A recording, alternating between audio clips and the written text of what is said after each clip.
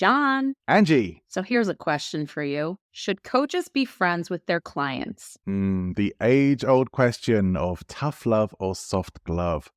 We could also ask whether friends should be coaching clients. I guess my answer to that is that I'd be happy to coach you, John. Thanks. Let's start the show. Welcome to the Coaching Clinic with John and Angie, the show for professional coaches that explores the ins and outs of coaching, from working with clients through to running and marketing your coaching business. If you're a professional coach who's committed to your own personal and professional growth, cares about making a difference, and wants to have a successful coaching business, you're in the right place. My name's John Ball. And I'm Angela Bezignano. Between us, we have over 50 years of coaching experience and best practices to share with you. From getting started to scaling up your business. We know what works and what doesn't, as well as what it really takes to have a successful and thriving coaching business. With new episodes every Wednesday. Make sure you're subscribed to get them fresh. Okay, so in all seriousness, let's really think about this. Do you think that sometimes coaches want so badly for a session to go well that they step out of the coaching space and into the friend space? What are your thoughts on that? Oh, gosh. My thoughts are that coaches are often people pleasers.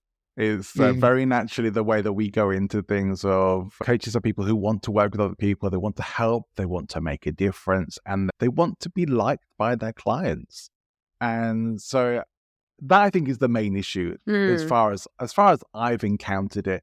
And I think that can cause people to maybe step away from actually having the level of detachment that they need as a coach and just going into a session with the wrong energy. If your focus is just on it being good, you are already putting pressure on yourself at that point for it to be good. And therefore, there is already a risk that it's not going to be, or something is going to derail you. So yeah, and I think that there's two pieces, maybe more to this, but off the top of my head, the first thing that I think of is what you just said. Exactly that. We want so badly for this to work or for there to be some value and to be liked and people pleased. That's one piece. But I also feel like when we're working with a client for a period of time, familiarity steps in, right? And that can actually take what maybe started out as a super professional relationship into, hey, how are the kids? What's going on? Oh, so-and-so didn't get accepted to college.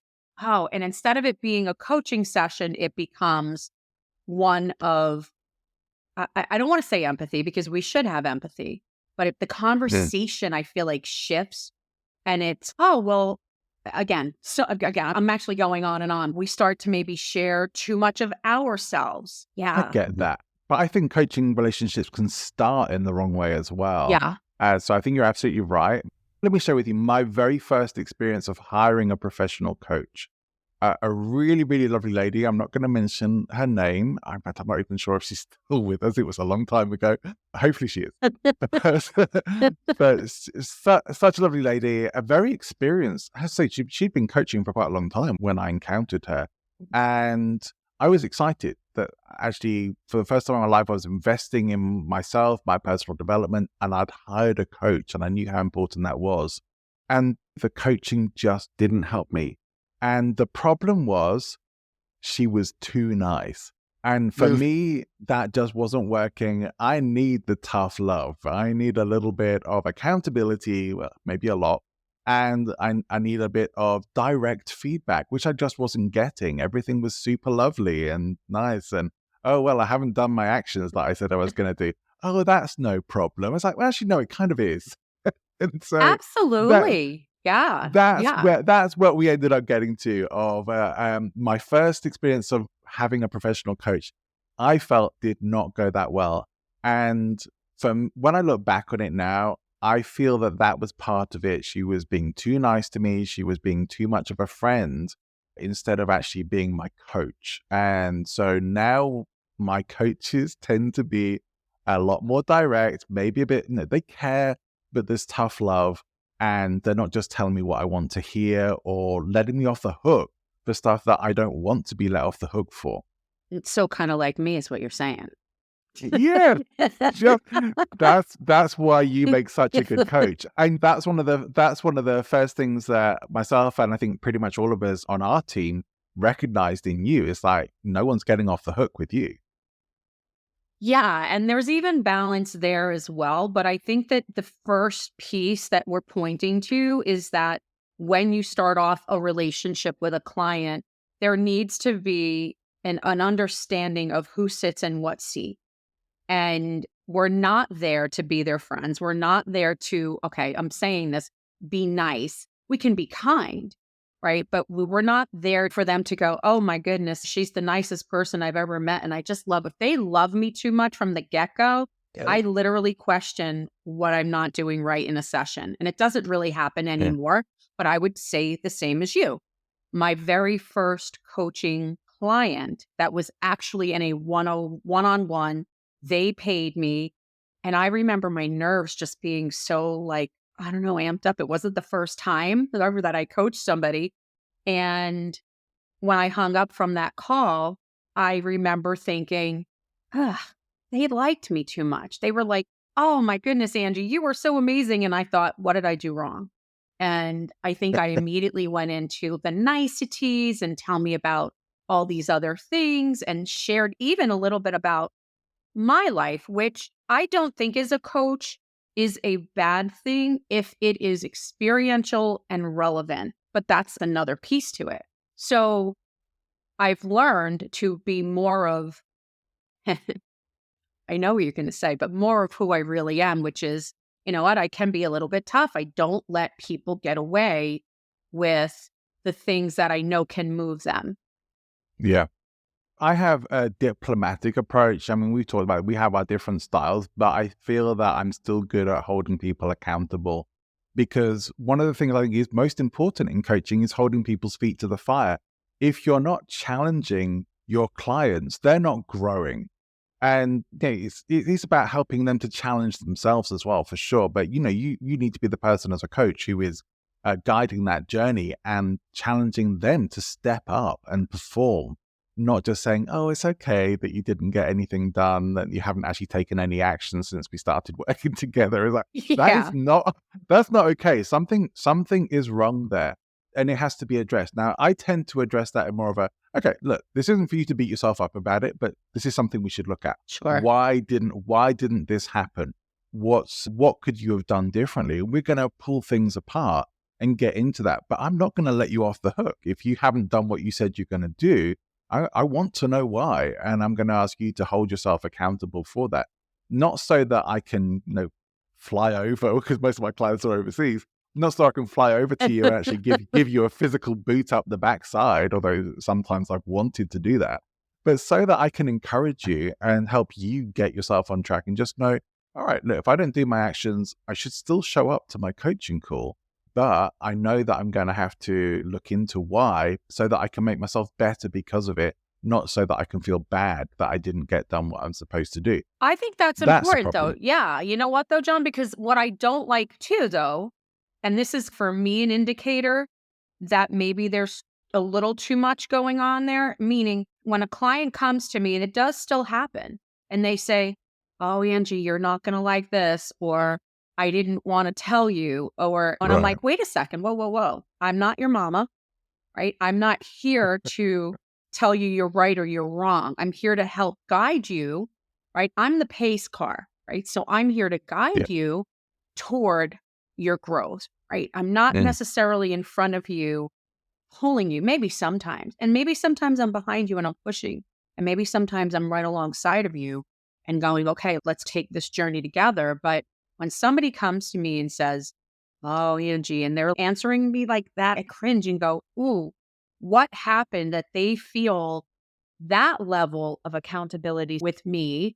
That doesn't work. That tells me that there's something in the relationship that I, as the coach, need to shift and re-examine. Now, obviously, if I'm at the end of that coaching round of coaching with them or something, it might be a little difficult to reframe, but that Mm. is a key indicator to me that some people might take that as, well, they respect you.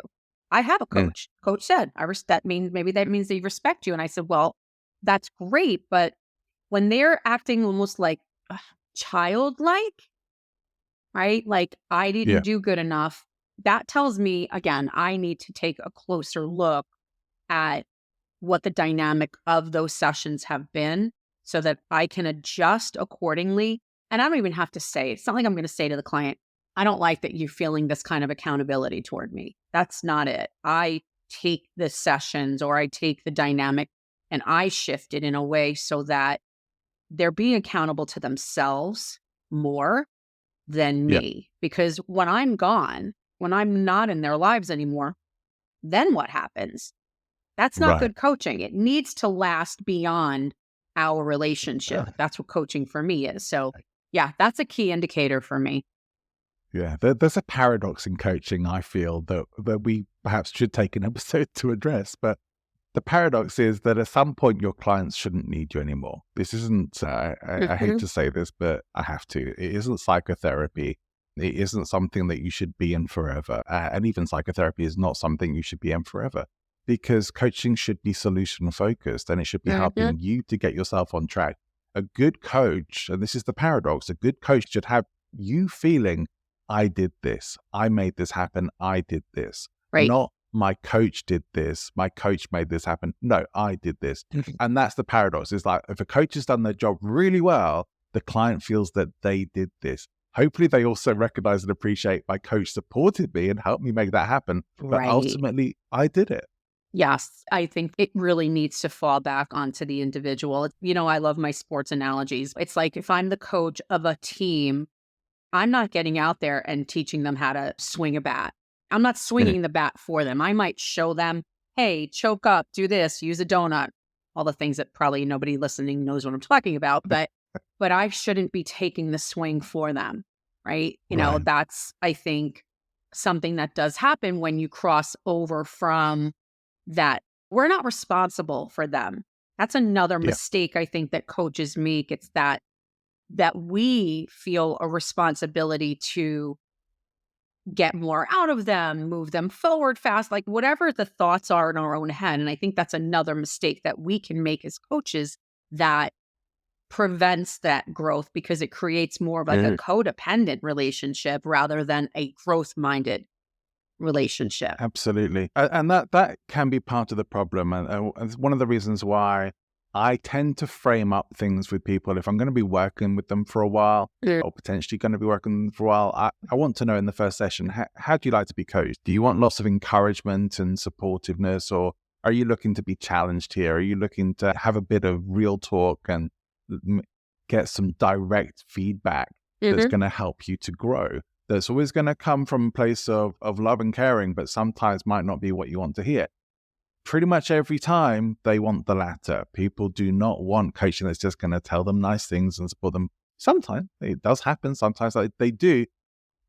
That's no fun as a coach. If you want to do that, great. If that's the kind of coaching you're offering, great. But just know it's not really challenging people and not holding anyone's feet to the fire to do that. I just feel that as coaches, we have a responsibility to help our clients to grow. But I understand that there's a fine line. Maybe you'll agree with this. There's a fine line between tough love and getting a bit mean and personal with your clients that I think people sometimes don't know how to tread that water. I've had some really difficult conversations with clients. And it's not a fault thing. It's also getting to know your client and the person who doesn't show Yeah. up. And I've had the conversation. I'd say, okay, wait a minute. And I'll just use you as the example. I might say, John, let me just take a pause here for a minute. I need to ask you a really clarifying question. And before you answer, I want you to take a minute and just think about the answer. What are you doing here? Why are you in coaching? Right. And I say it just like that. So they know that there's meaning behind it, but I'm not guiding them toward an answer. I'm not saying, is it this? Is it this? Is it this? Because if they're not showing up, if they're not being accountable and it's like an ongoing, I have to circle back and figure out or re-gauge their necessity to coaching Mm. because they may not be, essentially, they just may not be good coaching candidates. And if they come back and they say, well, I want all the things that I already told you and I want betterment, my answer is, tell me what that looks like for you. When you envision that, what does that really mean for you? Because as your coach, I'm feeling that we're still talking about the same thing. You're going to get the papers decluttered and whatever it is. Because I really literally have people who cannot function because they have 3,000 magazines in their apartment or their flat. There are times when, as a coach, if you realize you're making it too easy for them because they're not making movement, you need to maybe have that hard conversation that splashes a little cold water. We don't want to throw them into, like, you're not doing the polar bear plunge, right? We don't want that, but splash a little cold water on them to say, wait a minute, what am I doing here? And do I still really want this? Does this still matter for me? I like that.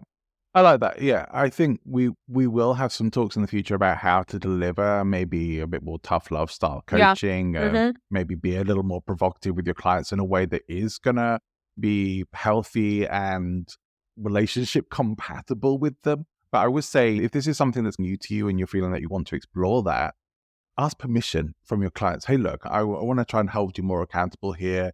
Maybe get a little more direct with the feedback. Are you okay with that? Get permission from them. And then you're always good. You can have those more authentic conversations. But if your coaching is just nice, I think the worry is that your clients aren't going to stay with you. But guess what? They're not going to stay with you if they're not seeing results either. In fact, they're going to feel like they've wasted their money. So either way, you're on a losing streak if you don't address this and actually get into a position where the people who are going to succeed are going to succeed, and the people who aren't, they're going to drop away, and they should do. It doesn't mean you failed as a coach. It means they weren't the right clients for you.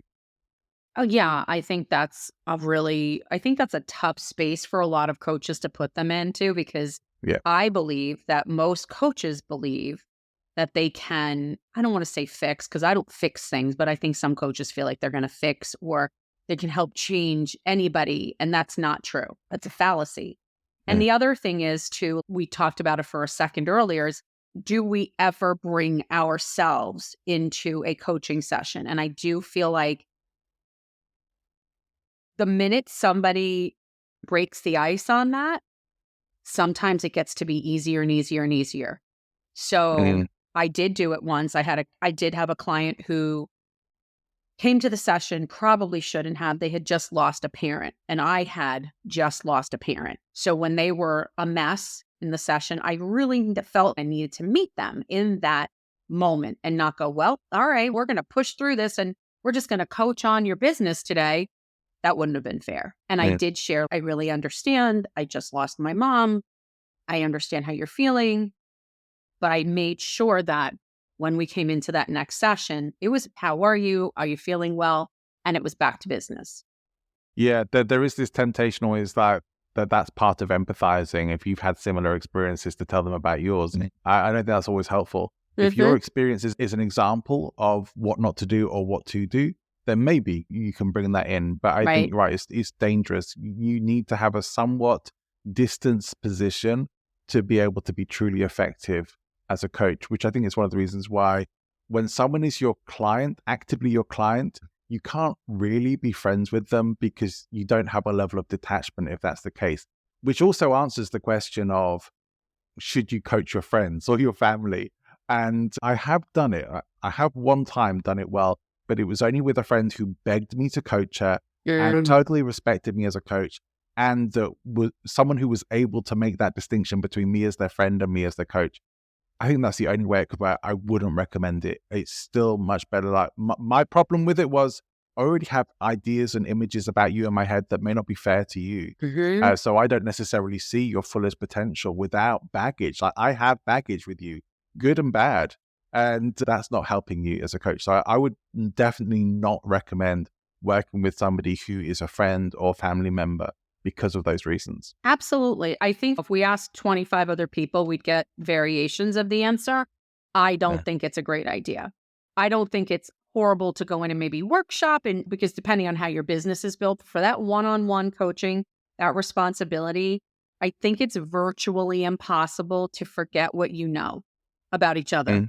And I Yeah. think it gets harder to hold them accountable.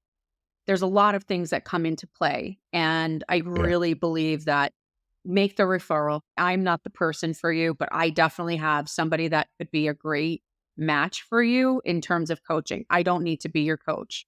Um, Yeah. maybe one or two generations, I have coached for children of friends. Okay. And I don't mean children that 10, I mean children in their 20s, late teens. And that has been fine.